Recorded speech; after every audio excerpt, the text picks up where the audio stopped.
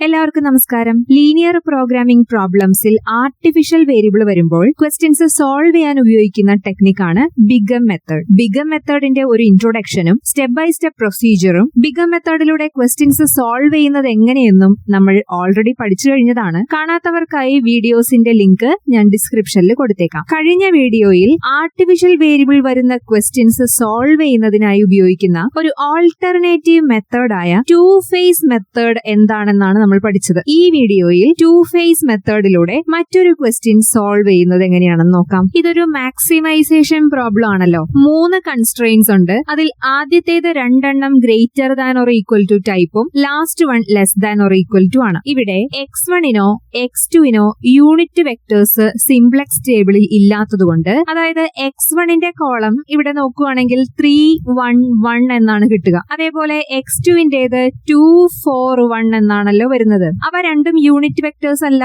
അപ്പൊ 1 0 0 എന്ന് പറയുന്ന കോളവും 0 1 0 എന്ന് പറയുന്ന കോളവും ഈ ഫസ്റ്റ് 2 കൺസ്ട്രെയിൻസ് ഉപയോഗിച്ച് നമുക്ക് സിംപ്ലക്സ് ടേബിളിൽ ക്രിയേറ്റ് ചെയ്യാനായിട്ട് സാധിക്കില്ല. ഇങ്ങനെയുള്ള സമയങ്ങളിൽ നമ്മൾ എന്ത് ചെയ്യണം? സർപ്ലസ് വേരിയബിൾ മൈനസ് ചെയ്യുന്നതിനോടൊപ്പം തന്നെ ആർട്ടിഫിഷ്യൽ വേരിയബിൾസിനെയും കൂടെ ആഡ് ചെയ്ത് കൊടുക്കണം. ഫസ്റ്റ് കൺസ്ട്രെയിന്റിൽ ആർട്ടിഫിഷ്യൽ വേരിയബിൾ വന്നു കഴിയുമ്പോൾ ഓട്ടോമാറ്റിക്കലി സിംപ്ലക്സ് ടേബിളിലേക്ക് 1 0 0 എന്ന് പറയുന്ന കോളവും, സെക്കൻഡ് കൺസ്ട്രെയിന്റിൽ ആർട്ടിഫിഷ്യൽ വേരിയബിൾ A2നെ ആഡ് ചെയ്ത് കഴിയുമ്പോൾ A2ന്റെ കോളം സിംപ്ലക്സ് ടേബിളിൽ 0 1 0 എന്ന് പറയുന്ന രീതിയിലേക്ക് വരികയും ഫസ്റ്റ് 2 യൂണിറ്റ് വെക്ടേഴ്സ് നമുക്ക് കിട്ടുകയും ചെയ്യുന്നു. മാത്രമല്ല less than or equal to constraint ആണ് തേർഡ് കൺസ്ട്രെയിന്റ്. അതുകൊണ്ട് ആ കൺസ്ട്രെയിന്റിൽ എന്തായാലും നമുക്കൊരു സ്ലാക്ക് വേരിയബിൾ ആഡ് ചെയ്ത് കൊടുക്കേണ്ട ആവശ്യമുണ്ട്. അങ്ങനെ സ്ലാക്ക് വേരിയബിളിന്റെ കോളം സിംപ്ലക്സ് ടേബിളിൽ 0 0 1 എന്ന് കിട്ടുകയും അങ്ങനെ നമുക്ക് വേണ്ട 3 യൂണിറ്റ് വെക്ടേഴ്സ് കിട്ടുകയും ചെയ്യുന്നു. അങ്ങനെ കൺസ്ട്രെയിൻസിലേക്ക് ആർട്ടിഫിഷ്യൽ സ്ലാക്ക് ആൻഡ് സർപ്ലസ് വേരിയബിളിനെ ഇൻട്രൊഡ്യൂസ് ചെയ്ത് ഫസ്റ്റും സെക്കൻഡും തേർഡും കൺസ്ട്രെയിൻസിനെ കറക്റ്റ് ചെയ്ത് എഴുതുക.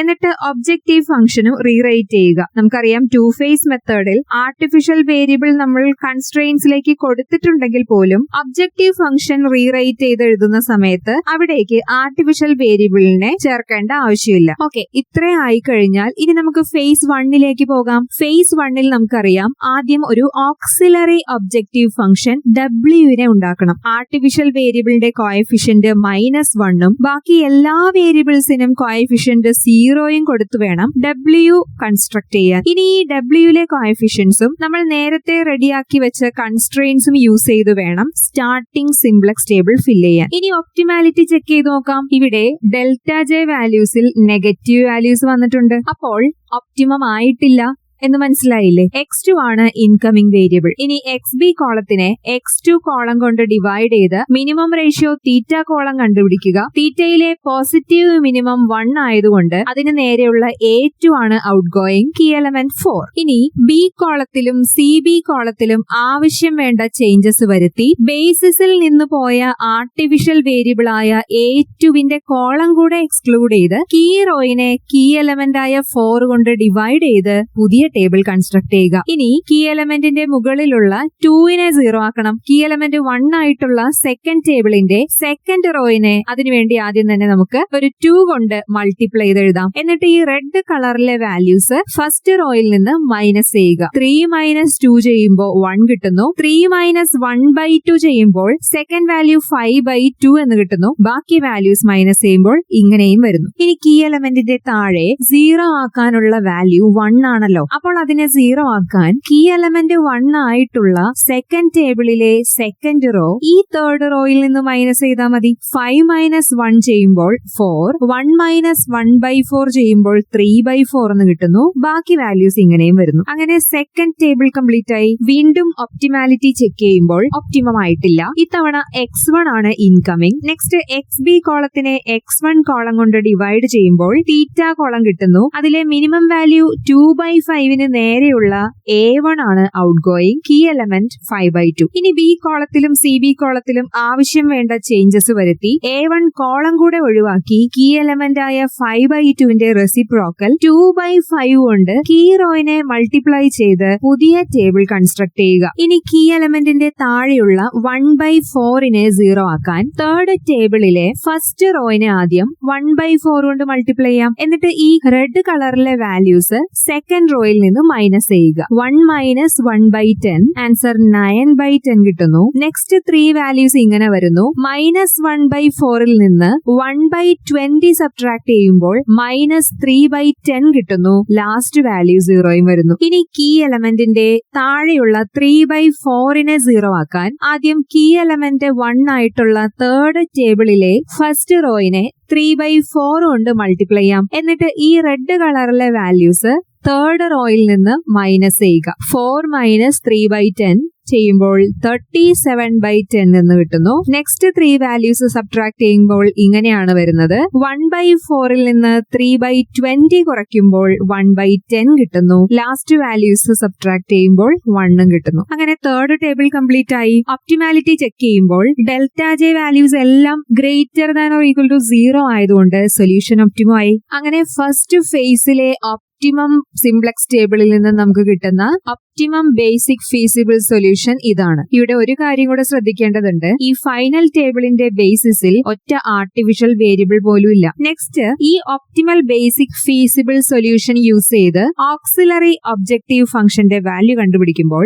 0 വരുന്നതായി കാണാൻ കഴിയും. അപ്പോൾ ബേസിസിൽ ആർട്ടിഫിഷ്യൽ വേരിയബിളും ഇല്ല, ഡബ്ല്യുവിന്റെ വാല്യൂ 0 ആയി. അപ്പോൾ നമുക്കിനി ഫേസ് 2യിലേക്ക് പോകാവുന്നതാണ്. ഫേസ് 2യിൽ തൊട്ടു മുമ്പ് നമുക്ക് കിട്ടിയ ഒപ്റ്റിമം സിംപ്ലക്സ് ടേബിൾ ആണല്ലോ ഫസ്റ്റ് ടേബിളായി യൂസ് ചെയ്യേണ്ടത്. പക്ഷേ CB കോളവും CJ വാല്യൂസും ഫില്ല് ചെയ്യാനായി ഒറിജിനൽ ഒബ്ജക്റ്റീവ് ഫംഗ്ഷന്റെ കോഎഫിഷ്യൻസ് വേണം എടുക്കാൻ. അങ്ങനെ ഫേസ് 2യിലെ ഫസ്റ്റ് സിംപ്ലക്സ് ടേബിൾ കിട്ടി. ശ്രദ്ധിക്കുക, ഇവിടെ CB കോളവും CJ വാല്യൂസും നോക്കിയാൽ അറിയാം നമ്മൾ ഒറിജിനൽ Zലെ കോഎഫിഷ്യൻസ് അവിടെ ചേർത്തിട്ടുണ്ട്. ഇനി സാധാരണ പോലെ വീണ്ടും ഒപ്റ്റിമാലിറ്റി ചെക്ക് ചെയ്യുമ്പോൾ ഒപ്റ്റിമം ആയിട്ടില്ലല്ലോ. S2 ആണ് ഇൻകമിംഗ്. XB കോളത്തിനെ S2 കോളം കൊണ്ട് ഡിവൈഡ് ചെയ്ത് തീറ്റ കോളം കണ്ടുപിടിക്കുമ്പോൾ X1 ആണ് ഔട്ട് ഗോയിങ് എന്ന് മനസ്സിലാവുന്നു. Key element 1/5. നെക്സ്റ്റ് B കോളത്തിലും CB കോളത്തിലും ആവശ്യം വേണ്ട ചേഞ്ചസ് വരുത്തി കീ എലമെന്റ് ആയ 1/5നെ 1 ആക്കാൻ ആ റോയിനെ 5 കൊണ്ട് മൾട്ടിപ്ലൈ ചെയ്ത്